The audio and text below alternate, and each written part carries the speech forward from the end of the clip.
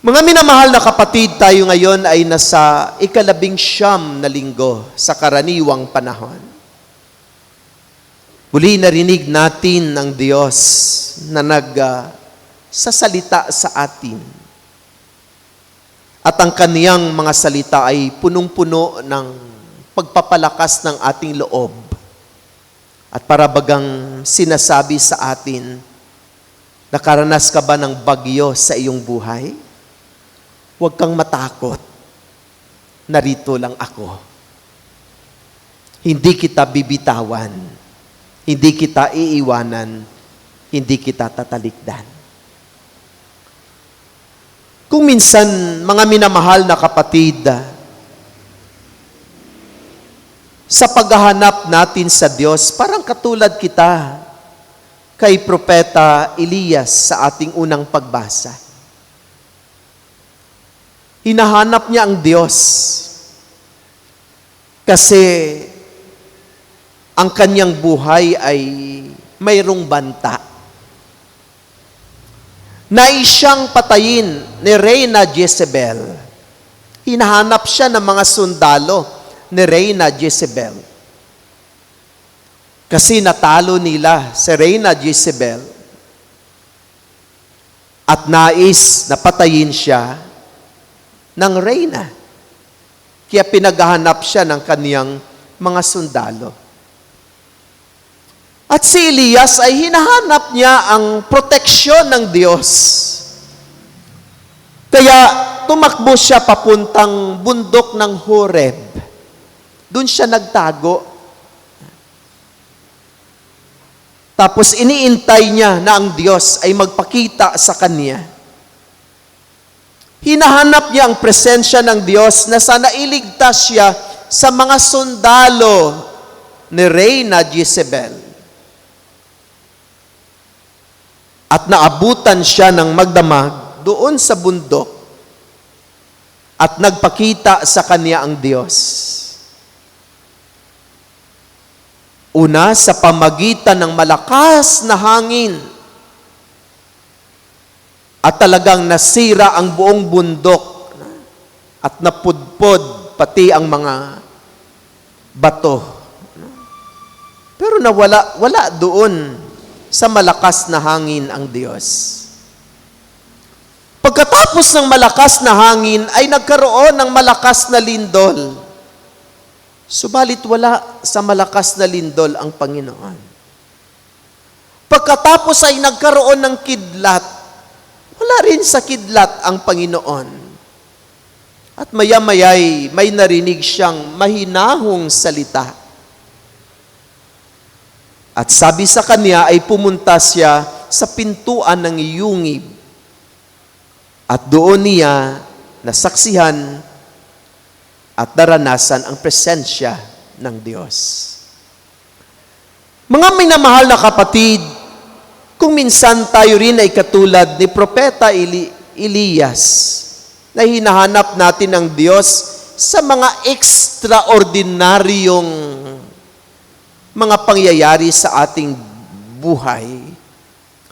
Subalit, sinasabi sa atin ng unang pagbasa na ang Diyos ay hindi lamang nagpapahayag ng kaniyang sarili sa mga ekstraordinaryong karanasan. Even in the ordinary days of our life, God reveals His love and goodness to us. Kahit sa mga mahinahon at mga simpleng karanasan natin sa buhay, ang Diyos ay patuloy na nagpapamalas ng kaniyang presensya. Di ba? Sa isang matamis na halik ng ating anak, at yakap na mahigpit ng ating maliit na anak, ay maari nating maranasan ang presensya ng Diyos. Sa isang tapik ng ating kaibigan, dahil mayroon tayong naranasan na mabigat sa ating buhay, at tinapik ang ating balikat ng ating matalik na kaibigan, maari nating maranasan ang presensya ng Diyos. Sa mahigpit mahigpit na yakap ng ating ama at ina, dahil tayong anak ay mayroong pinagdaanan sa buhay, ay maari nating maranasan ang presensya ng Diyos. Sa matamis na salita ng ating kapitbahay, ay maari nating maranasan ang presensya ng Diyos. Huwag nating intayin na magkaroon ng isang malaking himala at saka tayo maniwala na nariyan ng Diyos kasama natin. Baka matapos lang yung ating buhay, hindi natin maranasan iyon. Dahil sabi ng ating unang pagbasa, kahit sa mahinahon at simpleng pangyayari sa ating buhay, ay ang Diyos ay nagpaparanas at nagpaparamdam ng kanyang sarili. At para bagang sinasabi niya sa atin, narito ako, hindi kita iniiwanan, ikaw ay aking minamahal. Sa ating ebanghelyo, ating narinig na si Jesus, pagkatapos nila pakainin ang mahigit 5,000 katao. So ma-imagine natin ang ating gospel. Katatapos lamang ng pagpapakain nila ng more than 5,000 na katao. Sigurado pagod na pagod sila. Tayo 60 lang yung busog puso natin na pinapakain natin. Pagkatapos natin silang pakainin, pagod na pagod tayo. How much more yung more than 5,000 na katao. Pagod na pagod sila. Tapos pinauna ni Jesus ang kanyang mga alagad na pumunta sa kabilang ibayo, pinasakay niya sa bangka. At habang si Jesus ay kanyang pinapauwi ang mga tao.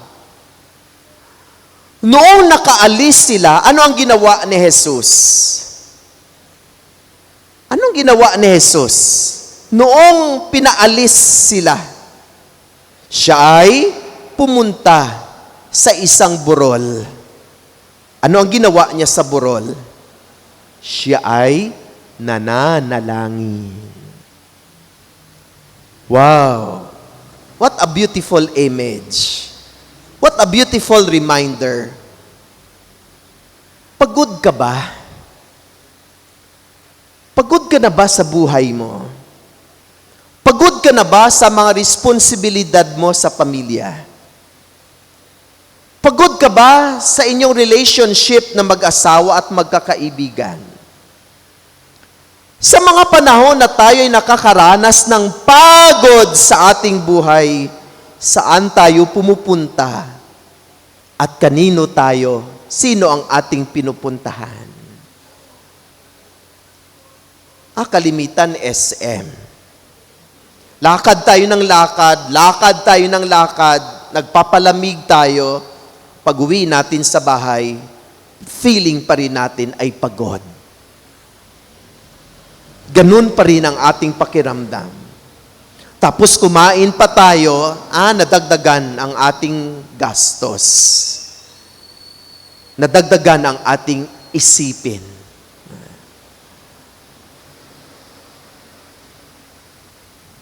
Kaya ang ating ebanghelyo ay nagpaalaala sa atin na kapag tayo ay nakaranas ng kapaguran sa buhay, walang iba tayong dapat puntahan, kundi ang ating Panginoon. Pray. Subalit kung minsan, iba yung tingin natin sa prayer. Mayroong ibang mga anak, sabihan na, anak, simba na tayo, gising ka na dyan. Ay, hindi, matulog pa ako, pagod na pagod ako. Pag nagsimba ako, parang dagdag pa ng pagod sa akin ang pagsisimba.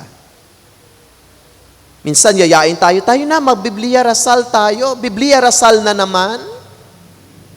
Para bagang ang Biblia Rasal ay dagdag na gawain at pagod sa atin.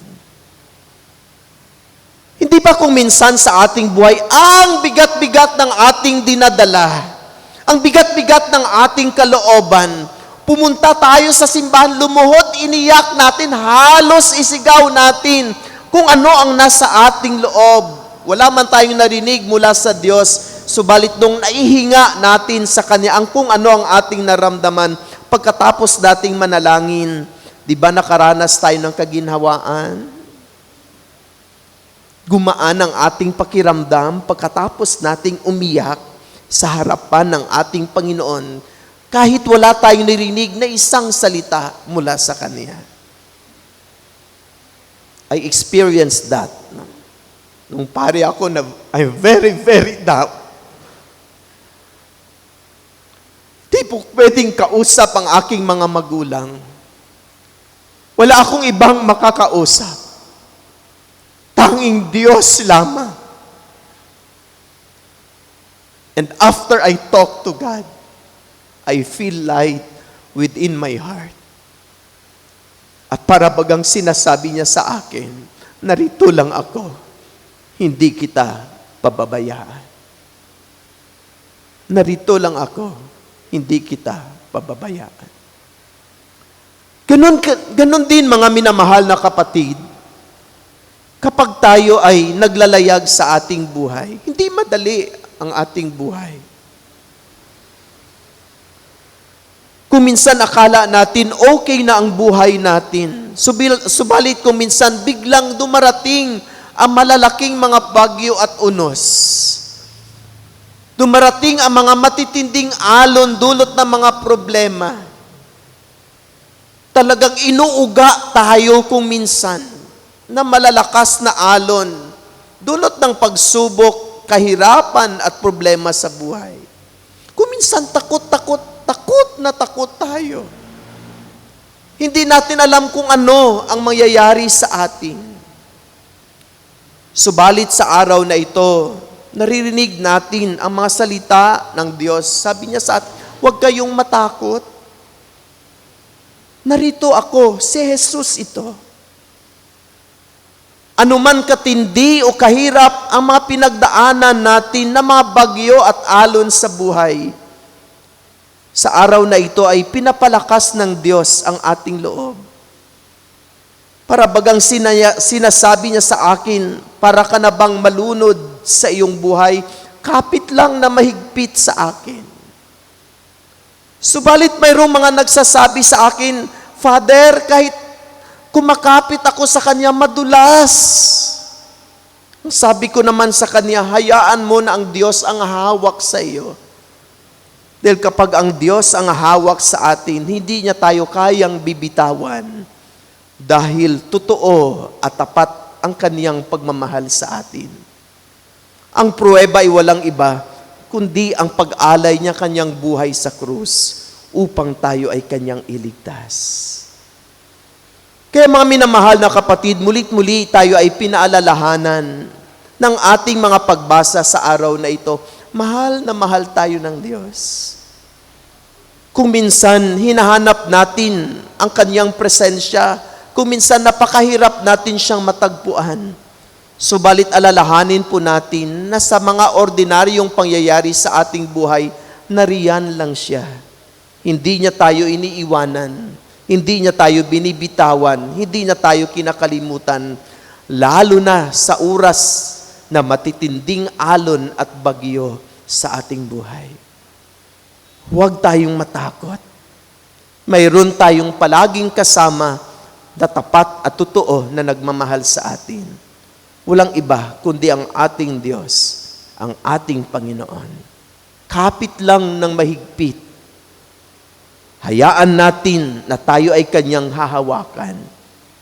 Hindi tayo malulunod dahil ang Diyos ay sasagip sa atin, magligtas sa atin, at tayo Kanyang pagkalooban ng pagpapala at biyaya. Huwag matakot. Mayroong Diyos na makapangyarihan, handang sumagip, handang magligtas sa atin. Amen.